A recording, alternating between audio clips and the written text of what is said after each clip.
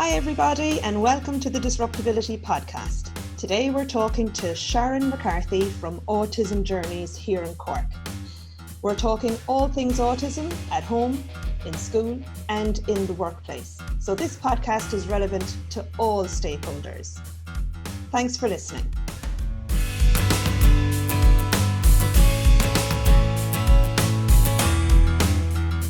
Hello and welcome to the DisruptAbility Podcast. Sharon McCarthy from Autism Journeys. How are you? Great, Claire. I'm delighted to be here today. And so are we. Absolutely delighted. I love the name of your business, Autism Journeys.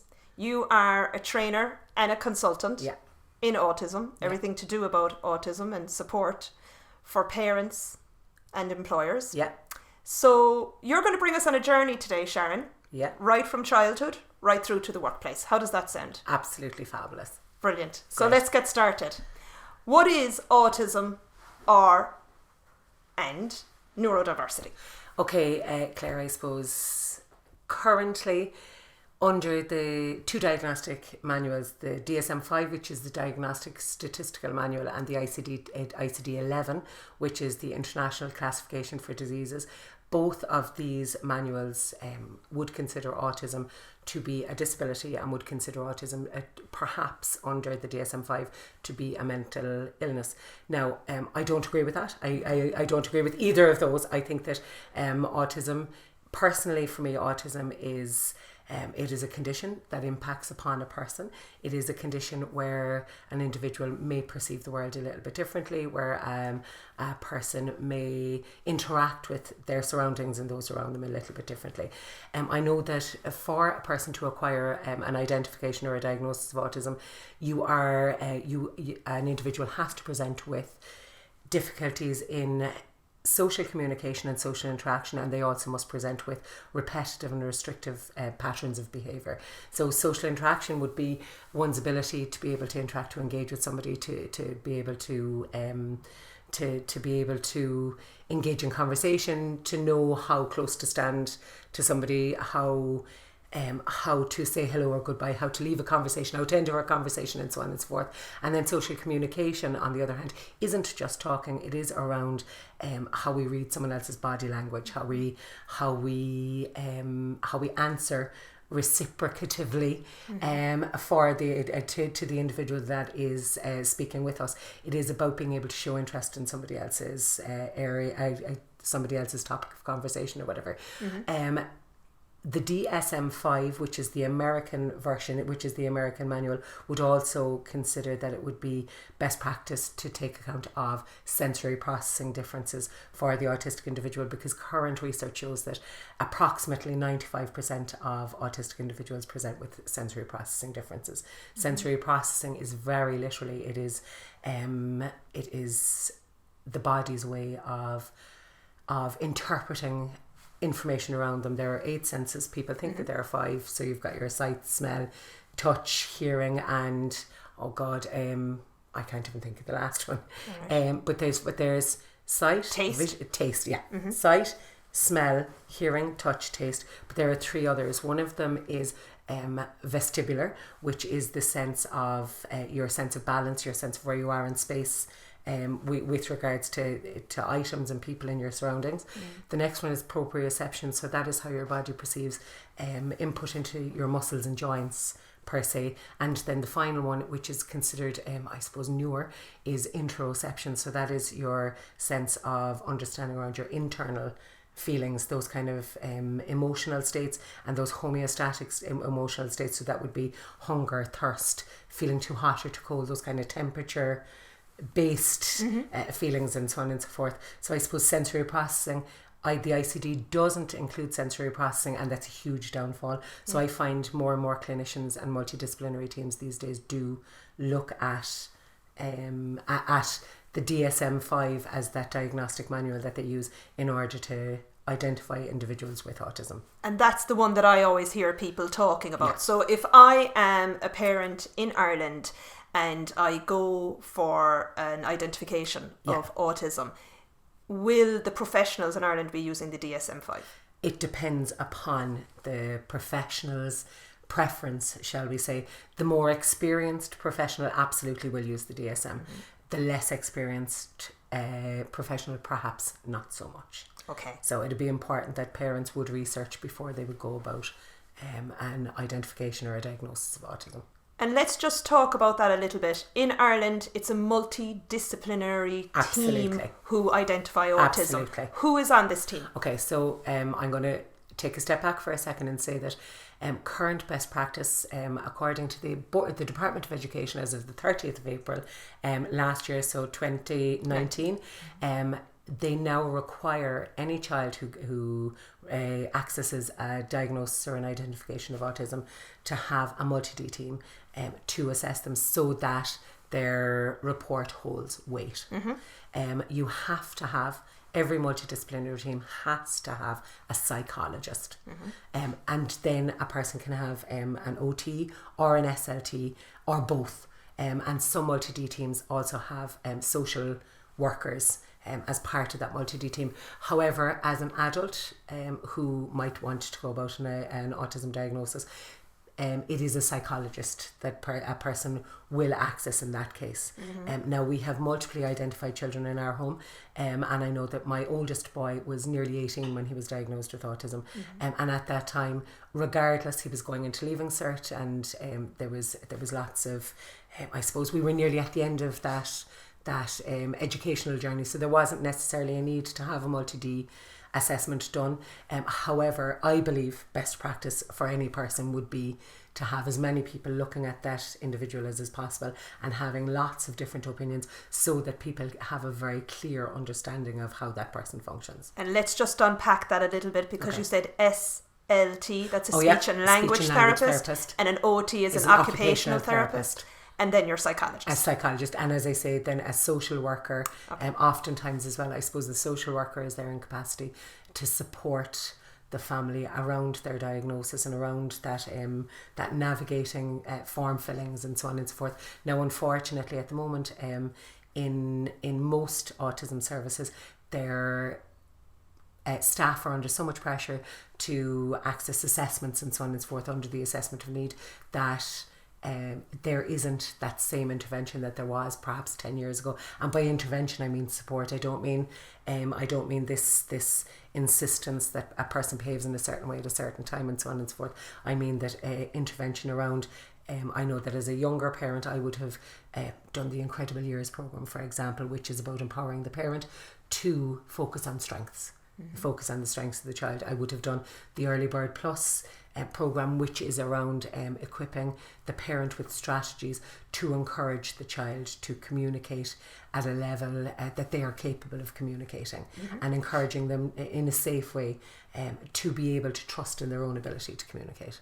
Does that make sense? It does. Those kind of programs aren't readily available anymore because of lack of funding and because of the HSE shifting things away from an autism-centric diagnostic process and support team.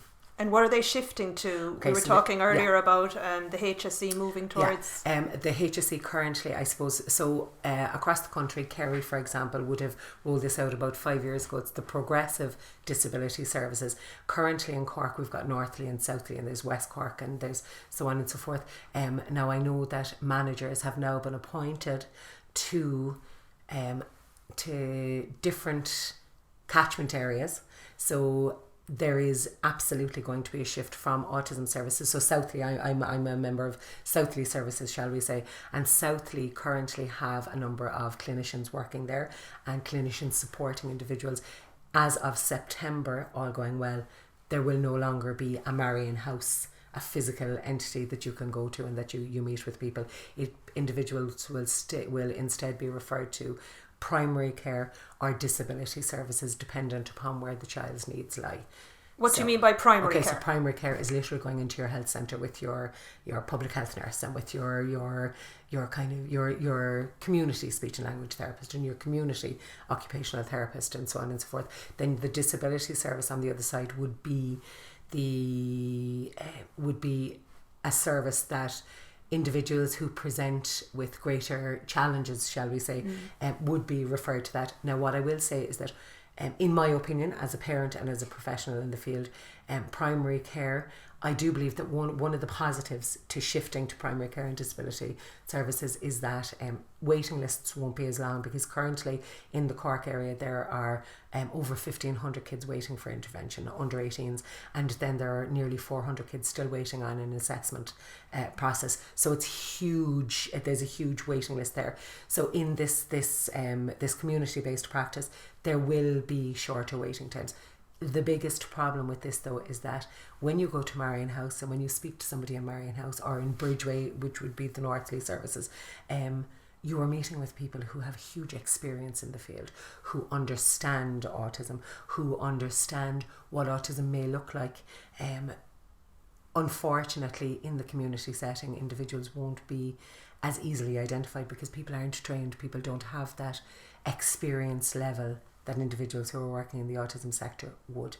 I suppose my greatest fear around this is that if you've got a child who is presenting with huge emotional or physical responses, you are looking at professionals coming in and looking at how that child presents and how best to support them. Mm-hmm. What happens, Claire, to the young person who is masking so beautifully and who tries so hard to present as typical rather than as autistic, that they are the kids who are going to fall through the cracks. They're the kids who are looking out the window and zoning out to try and regulate themselves.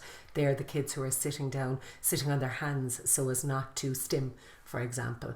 These are the kids who come home, and oftentimes, I know in our experience, we have children who come home and who absolutely are so exhausted that they become very emotional and physically responsive in the evening times from holding themselves together right throughout that school day.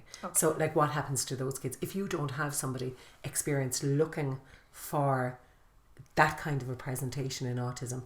Those kids are going to fall through the cracks. But when you have your multidisciplinary team, isn't there a parent interview, a school interview? Absolutely. Right, so if the school are saying no, that he's really well behaved in school, and then the parent says no, he's acting out at home, is that where the identification can come in? There is a little bit around that, but what I will say is that, like, the ADOS at the moment is one of the main diagnostic tools, shall we say, for identifying children who are autistic. The biggest problem with that is that diagnostic form is based on a male presentation. So it is based around that kind of male personality. Those kind of, do you know the way there's oftentimes this, and I don't mean to be, I'm not sure, I hope I don't come across as kind of chauvinistic or whatever, but do you know the way males, there tends to be this strong male energy and this very pedantic male, this strong physical male, and so on and so forth. These tools are designed around that. So we have a huge crisis around females who are autistic who aren't being identified as is. So what happens to the young boy? Like, I suppose that ADOS is failing some kids as it is, and if you don't have a very astute professional looking at that child, they're not going to pick up on the subtleties or the nuances, and they're just going to take the word of the parent or the teacher. I know I was speaking to a professional recently who spent many hours. Actually, I'll speak about my own son. We had a wonderful multidisciplinary team. We had the regional team come to our home and do Caelan's diagnostic process with him, and that was fine. And I had two clinicians who spent probably about 14 hours in our home watching and looking and doing everything they could to pull this apart as much as they could, so that they were 100% certain that this is how Caelan presented. Does that make sense? Unfortunately, the assessment of need into assessment process is an hour ADOS, and it is the hour parent intervention, and it is those school, like maybe an hour, and sometimes there isn't an hour school visit, there is only the school filling out a form. So do you know, so there's not that level.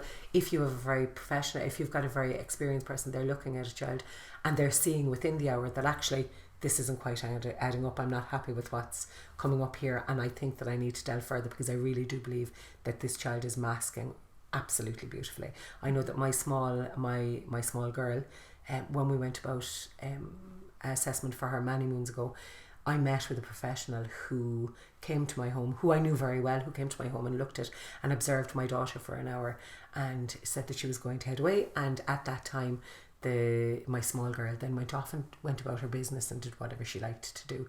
And suddenly Helen started writing all of these notes like crazy, and I was going, what is going on? And it was when my daughter thought that this test was over that she started to present as she always did. Okay. And it was only then that she saw, now I had said to Helen, you'll stay for a quick cup of coffee. Had she not stayed for that second cup of coffee, she wouldn't have seen my daughter in this light. Okay, you're the second professional who has brought this to light. Yeah. Because you're my second interview around autism. Yeah. As you know, in season 1, we already spoke to Evelyn Welton from Confident Kids and Awesome Conference. And she said the same, that the whole system is geared around boys and not around girls. So girls are losing out. So is there more masking in girls? 100%. Okay. I suppose research would show that girls tend to be better at mimicking. They tend to be better at observing other girls. They tend to be better at watching and seeing what's going on for the other child and copying them. With regards to special interests, you may see a boy who is looking at rocks, for example, and like a typical 4 or 5 year old may not have any interest in rocks and what sandstone looks like versus limestone and all that kind of a crack. Whereas a special interest for a girl may be music. So the special interest is more in line with typical little girls. Does that make sense? So when we're looking at special interest, you might see a little girl focus all the more on music and spend more time listening to music and spend more time working dances out to music or whatever the case may be. But nonetheless, music is an acceptable interest for a young girl to want to engage with. Am I making sense? Totally, yeah. I think that with regards to masking as well, I think that in general, I suppose girls without an intellectual disability or with we'd say with average cognition or cognitive ability, people assume that actually that this kid couldn't be autistic. Unfortunately, what seems to be happening is the child who is masking eventually hits a level of autistic burnout or a level of collapse where their mental well-being is affected by it. That's what I'd be worried about. It's exhausting. It is absolutely exhausting. So autistic burnout speaks to that absolute exhaustion that there is. I will say that where mental well-being is concerned, that our young little ones, our little girls, I mean, there is nothing worse for any child, whether they're autistic or not. There's nothing worse than any child wondering whether or not they're good enough and feeling that they have to be something different so that somebody might want to be their friend. It's so important that we encourage these young people and everybody to be their authentic selves. Yeah. Do you know what I mean? It's far more difficult to recover from a mental well-being break than it is to encourage a child to just embrace who they are. Absolutely. Does that make sense? Now, you used a word earlier. You said a child is sitting on their hands to avoid stimming. Yeah. Can you explain what stimming is to our audience? So I suppose self-stimulatory behaviour is the official term. Okay. But I suppose stimming, in my opinion, stimming is different movements that one might engage with, listening to different sounds. I know that females now, as we're talking about females, that I know that I have a young lady who listens to the same music on repeat over and over and over again and absolutely loves it and finds it so regulating. I have our youngest guy at home does this system, and he does it when he's happy, when he's sad, when he's excited, when he's frustrated, when he's angry, whatever. This stimming is in effect one's ability to be able to manage self-regulation. But that's brilliant. So that is stimming should be encouraged. If you have a way to regulate yourself, then if it's clapping your hands, whatever, you do it. That is absolutely perfect. Yes. I suppose the problem with stimming, for the most part, is previous best practice, and I say best practice with inverted commas, was that flapping your hands, for example, was considered to be inappropriate, or those kind of things that typical people don't do were considered to be inappropriate, and people were encouraged not to do that. not to stim or not to, and to behave the way in which their typically developing peers were. But that's not the way it should be. A child should be encouraged to regulate however they can, so that we're creating that kind of independence and that kind of ability to self-manage, self-regulate, and mind their mental well-being as a result. Again, it comes back to being authentically autistic. So if a person is encouraged to be their authentic selves, we are minding and preserving their mental well-being. Now, I am going to be, I suppose, in some ways people would say, oh my God, what is she on about? There are certain stims, in my opinion, that do need to be changed. Not that they need to be stopped, but that they need to be changed. I know that I support families who have young people who are smearing poo on walls. And it is a sensory thing. It is the feel of poo in their hands. It is just to use that as an example. It is the feel of it. It is that kind of tactile input. It is the feel of something rubbing against a wall, or that kind of hard versus smooth, and so on and so forth. It's absolutely meeting a sensory need, but it isn't appropriate for hygiene and for health reasons, if for no other reason, that a child would engage in this. So in that instance, we absolutely do try and change that. It's really important that people don't stop it, because if we're stopping it, we are telling the child that they're doing something wrong, and that they shouldn't try and regulate themselves. There is still, you tell the child to stop, and the child is still left with this sensory need needing to be met. So instead of stopping it, we might look at other means like slime or whatever the case may be, on meeting that sensory need instead, that will provide that same sensory input, but in a safer or more hygienic way. And also, I suppose the other side of things, Claire, is that sometimes people think, oh, autistic people don't want friends and all this kind of a crack.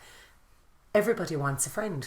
Everybody wants to have somebody that they can chat to, and that they can engage with, and somebody to share their interests with, and so on and so forth. And if a person is presenting with something like smearing poo, or constantly picking their nose, or whatever the case may be, it may be more difficult for them to make a friend, because people don't want to be friends with they may not like the idea that somebody is doing that. So we want to ensure that we're minding mental well-being again, and ensuring that they have every opportunity to make friends with who they want to make friends with, and that they make friends with people who aren't going to judge them, or aren't going to consider them to be less than, if that makes sense. So it's important for that reason too, that we it's, as I say, I do again say, I don't ever say stop stimming, because I don't believe we should absolutely encourage a child to be able to self-regulate in whatever means that they can. But I do think too that there are certain times that we need to look at alternatives to meet that same sensory need. Okay, so I'm a new parent, and I have an identification of autism for my 3-4-year-old. What supports or advice can a parent do at home? Okay, there's huge, that's a quagmire of a question. I suppose first and foremost, for me as a parent, I suppose I'm a parent to 6 children. We've multiply identified autistic children. We've got dyspraxia, we deal with dyslexia, we deal with huge anxiety, generalized anxiety disorder, we deal with depression, and we've dealt with suicidal ideation as well. So we've lots of stuff going on in our house. The thing that helped me most was I empowered myself with information, first and foremost. It's very difficult to go in and to advocate for your child, or to speak on behalf of your child to ensure that their needs are met, if you don't know what you're talking about. So very first thing I would say would be, I would educate myself. It's really important that who you speak to for advice, and who you take any training from, or any advice from, and best practice guidelines from, that you check their credentials, that you make sure that they're not one of these cowboys that are out there selling cures and so on and so forth. If something sounds too good to be true, it is too good to be true, is the first thing I'd say. I suppose the second thing is that I know that in recent times there have been a couple of cases where people have presented or pretended to be something that they aren't, pretended to be psychologists, for example, and so on and so forth, and they were caught out having identified 400 or 500 people as autistic, when in fact they weren't qualified to to do that, if that makes sense. So it's really important that we check people's credentials.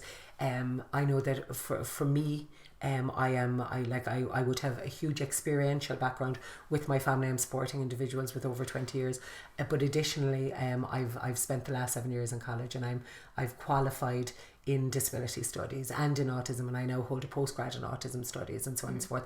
I would have enough of information at this stage, I suppose, that I would be able to kind of go, okay, maybe this isn't the right path to take, or this person is only blackguarding, if that makes sense, rather than taking everybody at their word. Now, it's not about people going to college, it's not about people getting all of those kind of qualifications, but it is about equipping yourself with the knowledge. So that's the first thing you do. With regards to your child, I think that it is always beneficial to look at an occupational therapist, and to look at somebody advising you around the sensory profile that a child presents with, so that you're supporting the child to meet their sensory needs, and that you're identifying sensory needs. You're looking at you're looking at environments, and you're looking at ways in which to best support the child's sensory needs. Is there an adjustment that needs to be made to the environment, and so on and so forth. Things like visual schedules and supporting the child, creating predictability at home and in school and in work and everywhere. No autistic person is going to be frustrated that you're oversharing of information, or that you're planning things out, and so on and so forth. It creates predictability, and it lowers anxiety for the autistic person. So it is about creating predictability. I know we've got different visual schedules going on at home for each different child. There's no point in having one schedule up there for everybody to access. It's really about individualizing everything to meet the needs of that individual child. Does that? So when you say a visual schedule, what is that? Okay, so a visual schedule can be anything from a first next board, which is first we're going to do this and next we're going to do this, to having everything laid out for the day. So from I'm getting I get up, I get dressed. We have in the past used schedules where, okay, so we get out of bed, we go to the bathroom, we come back to our room, we get dressed. We've got a dressing visual schedule where my children have looked and seen, okay, so first I put on this, next I put on this, then I put on this, and so on and so forth. Then the next part of the original visual schedule might be come downstairs, eat breakfast. Next, get lunch ready, get on shoes, get on coat, get ready to go to the bus, into the car, on bus, into school. And then you've got the next visual schedule in school ready to go. Okay, and school are on board, and are schools using these visual schedules? Sometimes, not all of the time. Schools. Some schools are very, very good. They're very equipped. They have had training. They kind of understand the autistic little person, and they do their best to meet the child's needs. Other schools, unfortunately, don't have that same understanding, particularly around young people who are masking, and particularly around young people who don't present with this huge emotional or physical response. Okay, so let's fast forward. So our little child grows up, which is what's happening in my house. Yeah, absolutely. Right? Unfortunately. Worst housemates that don't clean up or do anything. But anyway, they grow up and they finish school. Yeah. They go into third level. Yeah. And then they go out to the workplace. Yeah. But these visual schedules are still a huge support to them. 100%. How can third level and the workplace incorporate? Transfer all of this. Okay, so I'm thinking now, my oldest guy, he's in college, he's in final year, he's a speech and language therapy student, he's an amazing young person. He still has visual schedules, but we now use them on his calendar on his phone. Right. So it's about appropriate visual schedules dependent upon the person's ability and dependent upon the person's social interactions and so on and so forth. So it isn't practical that he would walk around with this big visuals board, if that makes sense. But he does still have a visuals board at home, and he then has his calendar on his phone so that he can view it. I know that the other thing that we use visual schedules, or different types of visuals for, is kind of mental well-being management and so on and so forth. So we use a thing called an anxiety curve at home, so that literally on the anxiety curve, you've got this curve that's kind of that kind of a bell curve type visual. You might have A, B, C, D. D would be that kind of that highest point, and then back down. And on every point, you write down a strategy that the person has agreed will work for them or that they find helpful on each point, and you take a photo of that in your phone and you carry that on one of your as one of your favourites on your gallery bank, we'd say, on your phone, so that the person can look at it if they're starting to feel a little bit overwhelmed. Okay, I need to look at this and I need to see what I can do to help bring myself back down a little bit. So it's a prompt. It's a reminder of this is what works for me, and and it's on my phone, and it's a mainstream piece of equipment, and I know what I'm doing, but everyone else around me doesn't know what I'm doing. I'm self-regulating. Exactly. So it's about responsibility and learning, having a toolkit. Yeah, absolutely. Okay. And it's about an independent toolkit where possible too, Claire. Because as you said, your children are growing up, my children are growing up. I would like to think that they'll all move out and have their own houses and so on and so forth, but I suppose it's about ensuring mental well-being and giving them as many strategies as they can so that they can become these wonderful young independent adults. Absolutely. And that's what we all want as parents. Absolutely. No matter what, every child is on some spectrum of the human life cycle, and what we want, I'm delighted to have you, because as well as being an autistic professional, you're also a mam. Exactly. Oh yeah. We're mams, and we want the best for our kids, and that's it. That is that's all it is. And I was met. I'm currently teaching at the College of Commerce on their new autism course in there, and I know I was asked by a parent last week. Different people are telling me different things. What do I do? What do I don't? What don't I do? Who do I believe? Who don't I believe? And so on and so forth. And I know there's lots of different schools of thoughts around this. As a parent, both as a parent and from a professional capacity, the only thing I ever say to anybody around that is that you're the mom, you are the expert in your child. So you know what's best for your child.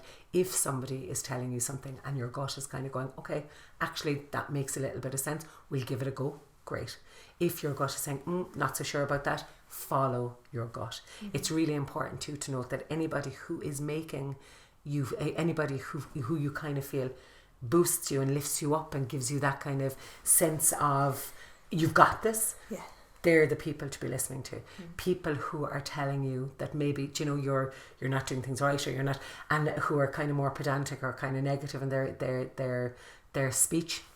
They're people that you just don't bother with. So but I do think then, Claire, too, as a parent, as you said, we all want first and foremost for our children to be happy. We want our children to access as many opportunities as they can and to become the best versions of themselves as they can. We are vulnerable as parents because when you're chasing that kind of wanting the best for them, sometimes people can kind of swoop in and play on that vulnerability and take advantage of it. Am I making sense? Absolutely. So it's about, I think the first and foremost, it's about, I think for all parents, it's really important, particularly new parents of newly diagnosed children or newly identified children, that they take a couple of months first just to breathe and just to figure out what the next step might be for their child. It's really important. I know people talk about grief. I don't think that for me, I suppose personally, I never grieved, shall we say, where my children and their autism diagnosis is concerned. I don't think that grief is the right word, and oftentimes people tend to use this word because they don't have another word. For me, what upset me when my children, any of my children, and all of them, and I'm dealing with it a long time, what upset me was that all I could think about was, how do I make things easier for my child now? Because no mom or dad wants something to be more difficult for their child. Simply put, it isn't about the autism, it isn't about the other diagnoses, it is about wanting your child to access everything that they can access and become the best versions of themselves, and you want them to have as smooth a journey as is possible. Does that make sense? Absolutely. Sharon, you've given us loads of information today. We're going to finish up now, but I want you to tell our listeners if they want to get in contact with you, if they have any questions, I know you do a radio show I do. in UCC. Yeah. It's called... Okay, so I'm host to Autism Journeys radio show, Yeah. 98.3 FM. There is a Facebook page around that, and there are almost 80 podcasts to date that people can listen back to on SoundCloud and on Spotify. So if you go into SoundCloud or Spotify and put in their search bar Autism Journeys podcasts, they will immediately come up. There's a hugely eclectic mix of voices in it, from autistic young people to autistic adults, locally speaking, to autism parents, to authors, to professionals, right up to who would be considered those research experts and those world experts in autism, like Tony Atwood, and like Luke Bearden actually is one of the biggest people in autism for me. I think he's one of the most positive things. Now I'm going to actually regress ever so slightly just before I give my details, if that's okay. And I suppose just to let people know that Luke Bearden, that's what's triggered this. Luke Bearden would advocate always that we don't use the word autism spectrum disorder, that we use the word autism, simply put, that it's really important that we don't tell our children that they're disordered or impaired or less than or deficits based. When we tell a child that they have autism, it's just autism. You're giving them a name for the identity that they may take on, or for a name for how they function, or whatever the case may be. You're not telling a child that they're less than. So it's really important that we do that. And I know there's a lot of talk around, and I messaged quite a lot actually around what words do I give my child, what words do I not give my child. Current research would show that about 80% of autistic adults prefer to use the term autistic rather than person with autism. I know that I tend to use these terms interchangeably because I want to be respectful of all people in that conversation.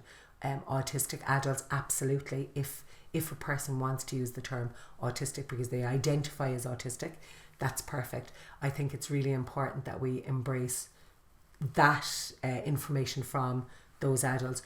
I suppose on the flip side of that, you have parents who are doing their best and that they are learning. So it's really important that we are kind and respectful to those parents who are not at the point where they can use the word autistic, and they're still at that point where they're using person first identity rather than identity first terminology. Does that make sense? It does, yeah. We kind of use the same in the disability world. Exactly, it's that kind of flipping between two. Yeah. And the only other point I do want to make is that with regards to high functioning and low functioning and spectrums and all this kind of a crack, please move away from that high functioning versus low functioning. Individuals are autistic, full stop. They have autism or they are autistic. It doesn't matter. When we think about high functioning, you immediately assume that somebody has great intellectual capacity. When you think about low functioning, you immediately think of lower or intellectual disability kind of level. Autism impacts upon people, full stop. People who are autistic or people who have autism require support, and it is okay for them to access that support. It is important that they access that support so that they are afforded every opportunity to become their best selves. When we think about spectrum, instead of thinking about that linear high functioning, low functioning malarkey that's going on, instead think about a circle. Think about that kind of spectrum of light almost. A person can be placed anywhere on that spectrum, and there is absolutely nobody who's considered to be better or more intelligent or more capable than somebody else on that spectrum. When you think about it, you can have somebody who is very intellectually capable who is dealing with mental well-being challenges, and if somebody is dealing with mental well-being challenges, they may not be happy. Surely a person who is struggling with that is impacted far more greatly, and would that not be considered lower in functioning almost than the individual who has an intellectual disability, who is smiling and who is really happy in their lives? Is that not a wonderful way of functioning? So it is about removing this functioning and just looking at autism as autism. I'm sorry now to have deviated. No, but I felt don't that be sorry was at all, important Sharon. That is to beautifully pull in there. Do you know what I mean? Beautifully put. Do you know? Beautifully and I suppose put. then for people to contact me, Claire, and then we we'll regress finish. back. Yeah. Exactly. Is I suppose so. The radio show. I do have a Facebook page. I am on Twitter and I am on on Instagram, Autism Journeys. If you Google Autism Journeys, it will come up. I do have a website, so it's Autism Journeys. It's www.autismjourneys.ie.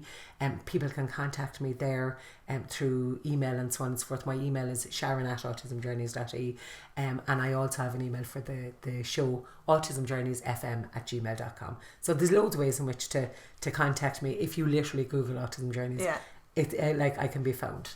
Fantastic. So, but please tune into the podcast, because there's huge amount of eclectic and free information for parents who are just starting out, who may need a little bit of guidance and a bit of advice. It's breaking down the terms, it's breaking down those kind of big words that we have to learn about and so on and so forth. It's about equipping yourself with knowledge, and it's a good pointed where to start. And then where you choose to take yourself on your journey after that is your choice. Okay. I will also link that on my website. Absolutely, because that's what the Disruptability Podcast and Inclusive Cork is all about. It's about us all talking, 100%. getting the information out there. It's free, and we're happy to answer every question and move this conversation forward. Absolutely. We're in the 21st century. We're in 2020 vision. Yes. Sharon McCarthy, Claire, thank you so much. Thank you.